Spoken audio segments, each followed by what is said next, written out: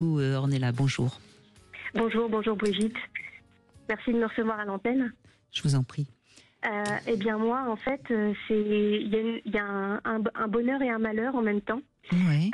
J'ai accouché d'un petit bébé le 23 août et mon papa est décédé le 3 octobre. C'est fou le nombre de personnes et le nombre de témoignages que j'ai déjà entendus de cet ordre-là. C'est-à-dire qu'on a une naissance et une mort pratiquement en même temps. Et c'est quand même étonnant comment la vie nous joue parfois des sacrés tours. Ah oui, et puis une naissance et une mort, tout à coup il y a comme cette éclosion. Oui. Et du coup, c'est ce qu'il dit. Alors mon papa a pu voir mon bébé une seule fois. C'est un petit garçon ? C'est un petit garçon, oui. Et qui porte le nom de son papa à lui, Gabriel. Donc il était très ému. Et d'ailleurs, mon papa perdait un peu la mémoire. Donc en fait, il l'a vu 2 fois sur la même journée. Et quand il l'a vu l'après-midi, il ne se rappelait plus l'avoir vu le matin. Oui. Donc ça lui a fait 2 moments de bonheur sur la même journée. Et vous savez ce qu'il m'a dit ? Il m'a dit « Je peux m'endormir heureux après ça ». Oui. Et 2 jours après, mon père s'est éteint dans son sommeil. Et pourtant, je suis désolée, je suis un petit peu émue. Mais bien sûr, oui. Quand je vois mon fils, souvent je pense à mon papa et je voudrais lui raconter ce que je suis en train de vivre. Mais vous pouvez lui raconter, même si pour l'instant, évidemment, il ne comprendra pas les mots, mais il comprendra quelque chose. Vous pouvez lui parler. C'est pas... Parler à mon fils de mon père ? Oui, bien sûr. Oui, absolument. Si ça vous fait du bien, ça lui fera du bien. Dites-vous bien une chose, quand on parle à son bébé, si ça nous fait du bien de lui parler, même si c'est des choses tristes, ça fait du bien au bébé. Parce qu'il y a quelque chose de l'ordre de l'émotion sincère, et donc c'est un fluide qui passe bien. Oui, et Ginette Rimbaud, que j'ai cité un peu plus tôt dans l'émission, explique bien que voilà, il y a une compréhension, ça passe aussi par un senti. C'est vrai que j'aime bien les mots, mais certaines choses passent par la perception aussi. Oui. Et vous pensez que pleurer fait du bien dans ces cas-là ? Enfin, pleurer parce avec que je regarde mon bébé et je pleure, oui. Ah oui, alors attention, parce que l'idée aussi, il faut faire très attention à ça. On parle des dépressions, des dépressions de la mère. Si vraiment vous vous sentez envahi par un affect qui est très douloureux, qui est très engloutissant, là, il convient vraiment de pouvoir vous faire aider, parce que tout ça peut avoir aussi de grandes conséquences à l'âge adulte. Je le dis de façon très directe. Je pense qu'aucune discipline mieux que la psychanalyse n'a été capable de montrer ça. Je pense au travail d'André Green qui parlait des mères mortes. C'est-à-dire que quand on est mort à l'intérieur, quand on est soi-même victime, c'est de ça. J'ai pas l'impression que ce soit votre cas. On est là, je vous sens pas. Une grande douleur quand même. Non, oui, non, mais douleur de perdre son père, ça me paraît normal. Mais je vous sens pas dépressive. Je vous sens quand même assez comme si votre père est parti, votre enfant est là, et ça va, quoi. Enfin, ça va, mais j'ai beaucoup de regrets de pas avoir pris de photos, de pas avoir. Enfin, c'est dans les souvenirs maintenant, mais j'ai des regrets qu'il soit parti et qu'il l'ait pas connu. Mais vous vous sentez envahi par ces pensées ? Vous y pensez beaucoup ? Vous diriez que ce sont des ruminations ? Peut-être pas des ruminations, c'est peut-être un peu fort, comme le dit Brigitte. Non, parce que ça fait quand même que même pas 5 mois. Enfin, 5 mois, oui. Oui, mais c'est frais, bien sûr que la blessure est fraîche. Mais c'est rien. Mais les bébés sentent, les dépressions, les états de douleur. Et, ouais. Non, est-ce que vous êtes aussi en joie quand vous êtes avec votre bébé, Ornella ? Oui. Bon, donc c'est ça qui me laisse à penser que vous êtes triste, c'est normal. Que vous ayez besoin de pleurer, c'est même bon signe. Ça prouve que vous êtes vraiment dans un deuil qui fonctionne. Donc tout ça est normal. Vous pouvez parler à votre bébé. Maintenant, si vous avez vraiment envie de pleurer, il vaut mieux pleurer dans les bras de votre mari ou d'une amie qu'avec votre bébé.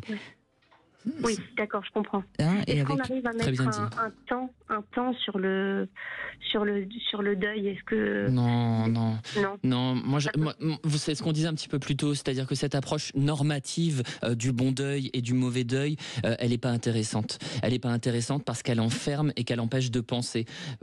essayez plutôt de réfléchir en termes d'espace. L'espace que ça va prendre dans votre existence, les pensées, le chagrin, les activités que vous pouvez faire. Est-ce que cette mort, ce décès, est-ce qu'il envahit l'espace? Vous voyez, le temps a bien moins d'importance que ce territoire que la mort occupe. Et ça permet déjà de réfléchir différemment à la différence entre deuil normal et deuil pathologique. L'espace que ça prend. Dans votre cœur, dans votre esprit, dans votre cœur. Ah, il y a une fête à côté. Oui, non, je crois que c'est mais encore une fois, je sais pas, vous avez votre mère était encore avec votre père? Non, ma mère n'était plus avec mon père, mais pourtant ils étaient très bien séparés. Mes parents, ils se sont jamais aussi bien entendus une fois séparés. Donc elle était là aussi pour l'accompagner. J'entendais tout à l'heure un témoignage d'une dame qui parlait de la perte de sa maman, qui l'accompagnait jusqu'au bout. Nous on l'a accompagnée aussi. Parce que c'est avec elle que vous pouvez aussi beaucoup parler, pleurer. C'est possible, ça aussi. C'est vrai que je me dis aussi de profiter des instants avec mon bébé et elle. Et je réalise qu'elle ne sera pas là éternellement et qu'il faut qu'elle profite, elle. Alors, Ornella, que ce deuil que vous êtes en train de traverser vous permette de comprendre à quel point la vie est précieuse et qu'il faut profiter de chaque instant, parce que de toute façon, c'est très court. C'est exactement ça. Et si vous avez ce message-là, si c'est ça votre philosophie en ce moment, ça veut dire que vous êtes sur le bon chemin et que tout va bien. D'accord. Mais ça fait du bien de l'entendre. Mais autorisez-vous tout de même, vous voyez, autorisez-vous tout de même, et j'insiste sur ce point et sur la symbiose mère-enfant, ce que Julia Kristeva appelle la reliance. Autorisez-vous. Si jamais vous avez le sentiment que ça prend trop de place en vous, cette douleur, ce chagrin, que ça s'étend, autorisez-vous à un moment donné à prendre audience auprès d'un psychiatre ou auprès d'un psychologue. Prenez une séance et vous verrez bien ce qu'il vous dit. Demandez un point de vue extérieur de quelqu'un qui pourra avoir un regard clinique sur ce que vous vivez et vous aidera à différencier ce qui serait de l'ordre de la tristesse de ce qui serait de l'ordre de la mélancolie véritable. Vous voyez, autorisez-vous, ça va vous déculpabiliser, ça va vous libérer. On dit dans le doute, abstiens-toi. Je crois qu'en matière de consultation, il n'y a rien de plus faux. Si vous en éprouvez le besoin, hein, c'est pas. Oui. Mais sinon, je crois que vous êtes, ça va. Ça me semble clair. Merci beaucoup. Merci infiniment. On est là pour cette belle clôture. Et puis on va conclure avec Cathy qui vient de nous rejoindre. Bonjour Cathy. Oui, bonjour. Je ne sais pas si j'ai fait une erreur, Brigitte, parce que moi, il ne s'agit pas d'un deuil physique, il s'agit juste de me séparer de ma fille parce que les médecins me l'ont conseillé. Oula. Parce que votre fille est toxique. Elle est très gravement malade.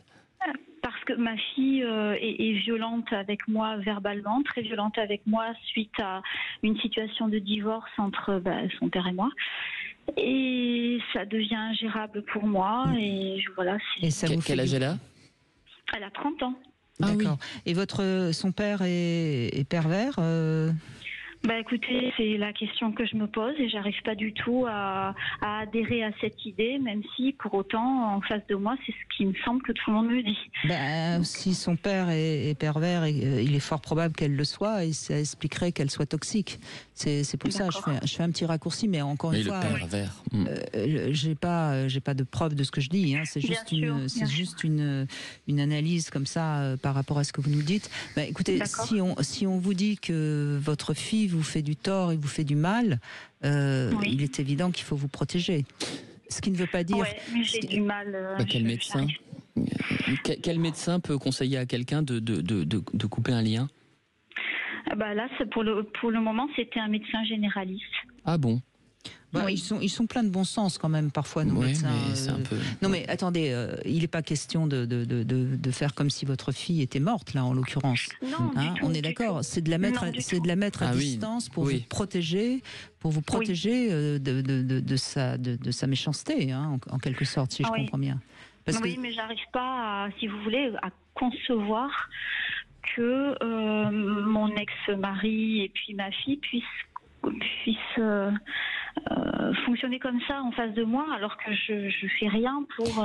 Mais parce que Cathy, vous n'avez pas fait des études de psychologie et c'est donc normal que vous ne puissiez pas le concevoir puisque vous pensez que les gens fonctionnent comme vous.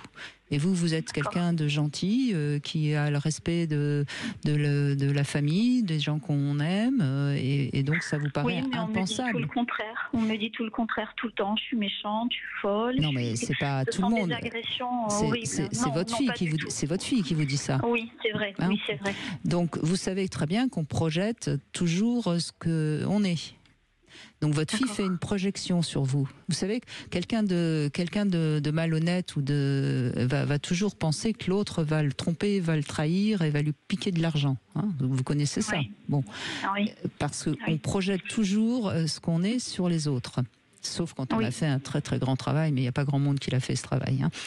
Donc votre fille, elle est méchante et elle projette que vous êtes la méchante. D'accord. Et donc pour me protéger, je ne sais pas quand est-ce qu'elle va revenir dans ma vie ou pas. Et moi, ça me fait beaucoup de mal. Et du coup, je m'isole, quoi. Ah oui, mais attendez, là, je vais avoir quand même un peu de nuance. Vous n'êtes obligé à rien. Vous voyez bien, aujourd'hui, on a eu une émission où on a parlé à des personnes qui regrettaient d'avoir perdu leurs proches et qui en souffrent terriblement et je pense que c'est pour ça que vous nous appelez dans le fond, Cathy, c'est que vous avez peur qu'il y ait cette fin, parce que vous avez peur qu'il y ait cette fin du lien alors que vous avez l'air de l'aimer, votre fille, et ça se passe pas bien pour l'instant. Peut-être que la vérité, si je puis dire, oui, je comprends. Alors faites-vous accompagner sur ce sujet par quelqu'un d'autre qu'un médecin généraliste qui s'improvise psychiatre, et demandez conseil, faites-vous épauler dans ce processus-là par une personne neutre, extérieure, et peut-être que cette personne vous donnera d'autres manières de communiquer différemment avec votre fille pour pas que ce soit un adieu définitif. Cathy, mais je peux pas communiquer. Cathy, pour l'instant, voilà. Vous avez le droit d'aimer votre fille telle qu'elle a été quand elle était votre bébé, votre petite fille, votre jeune fille. Aujourd'hui, vous êtes face à une adulte qui a envie de vous détruire parce qu'il y a quelque chose de mauvais en elle. Et ce quelque chose de mauvais vient certainement du père. Hein. Vous savez, un enfant, c'est à la fois le père et la mère. Et donc, c'est la part du père qui vient vous détruire. Et donc, vous avez raison je crois que vous avez raison de vous protéger, mais ça ne vous empêche pas de continuer à aimer la fille que vous avez eue. Vous comprenez ? Hein? Donc dites à votre fille, quand vous êtes toute seule, face à une photo d'elle, dites-lui: je t'aime, ma fille, je suis toujours ta maman, tu pourras revenir quand tu veux. Et puis, par rapport à cette femme qui est devenue une méchante femme, eh bien, vous vous protégez, vous évitez de la voir. Voilà. D'accord ? Oui. Il faut faire malheureusement la part des choses entre votre fille et cette femme. Je suis d'accord. Comme s'il y avait une part de démon qui soit en elle, et c'est certainement la part du père.